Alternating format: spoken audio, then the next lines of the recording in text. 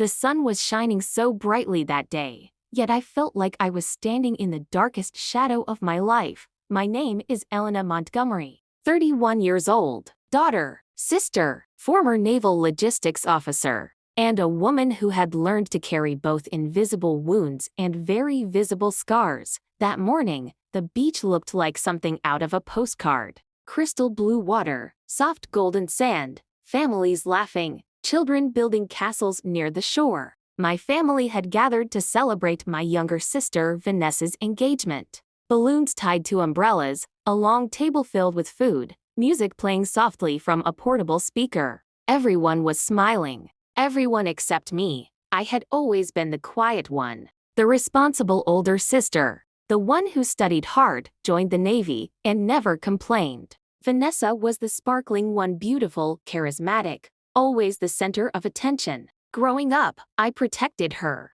When she got in trouble in high school, I took the blame. When she cried over boys, I stayed up all night comforting her. I gave her money when she needed it. I was her safety net, but that day, something felt different. I wore a modest dark blue one-piece swimsuit and a light white cover-up. The scars on my left shoulder, back, and arm were covered, but I could still feel them tight, sensitive. A permanent reminder of a night I tried so hard to forget. "Come on, Elena," Vanessa called out loudly, waving me over. She looked radiant in her tiny bikini, her new diamond ring catching the sunlight. "Stop being so shy. It's a beach day. Take that thing off and join the fun." I hesitated. My cousins and Vanessa's fianki's family were all watching.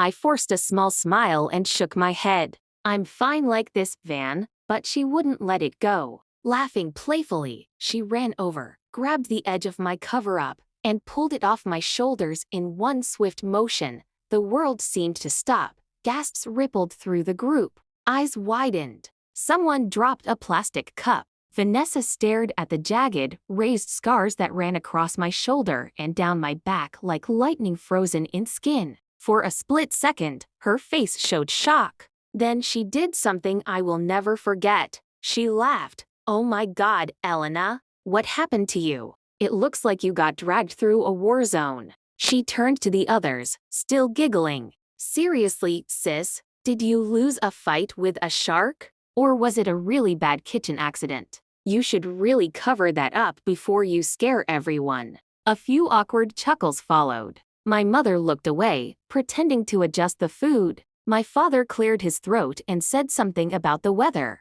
No one spoke up. No one defended me. I stood there, exposed under the bright sun, feeling more naked than I had ever felt in my life. My hands shook as I quickly pulled the cover-up back on. Tears burned behind my eyes, but I refused to let them fall in front of everyone. Without saying a word, I turned and walked down the beach alone. The waves crashed beside me, but they couldn't drown out the echo of my sister's laughter ringing in my ears. Every step hurt. Not just physically, the scars still pulled tight sometimes, but emotionally, deeply. How could the person I had sacrificed so much for treat me like this? Those scars weren't from some silly accident. They came from a night 4 years ago when I was serving aboard a naval support vessel during a critical operation. A mechanical failure caused a massive fire and explosion. Chaos everywhere. People screaming. Smoke so thick you couldn't breathe, while others were evacuating.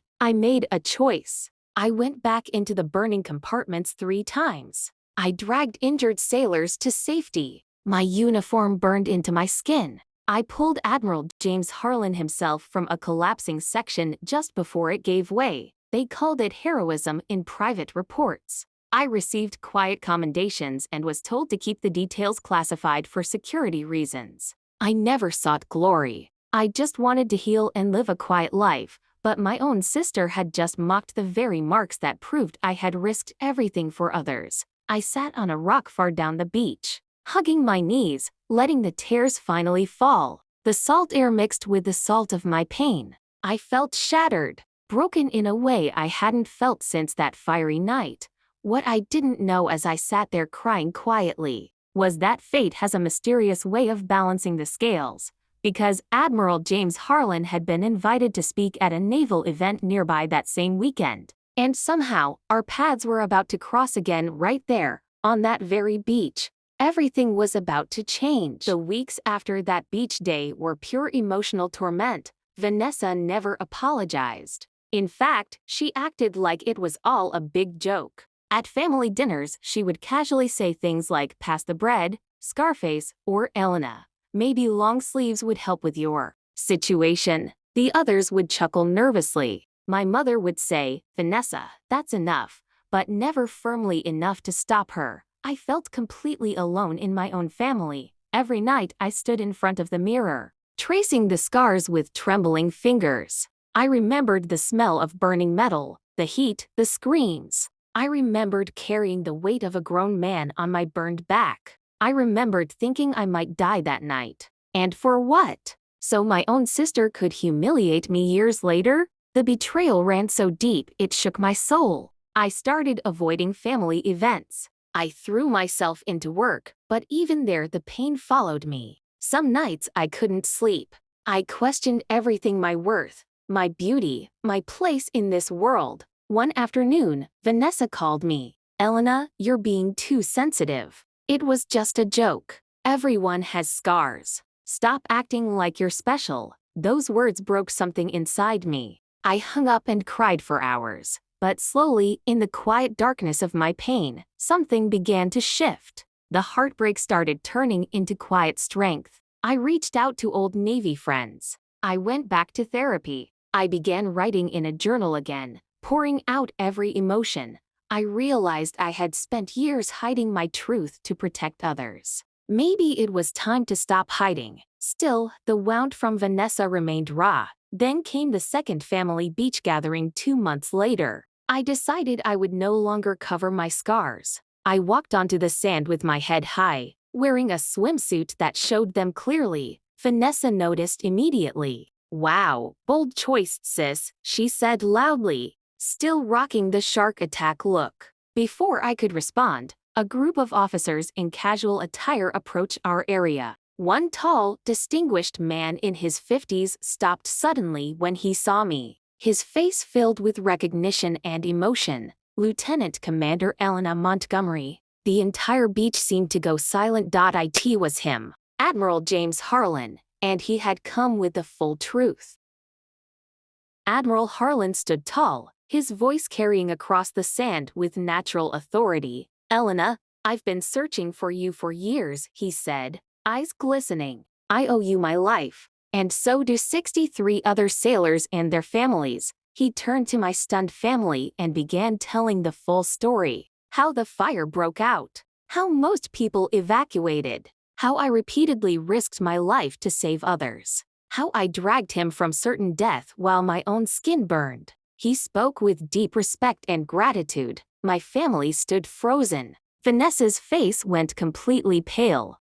Her fiancé looked shocked. My mother began crying quietly. The Admiral presented me with a long overdue public commendation and medal right there on the beach. A small Navy team with him captured the moment. Vanessa tried to speak but could only stammer. For the first time, she was completely exposed. Later, she approached me alone by the water, tears streaming down her face. "Elena, I'm so sorry. I had no idea. I was cruel. I don't deserve you as a sister." I looked at her and said softly, "You didn't know the full story, but you should have never treated me that way. I deserved your love and respect, scars or no scars."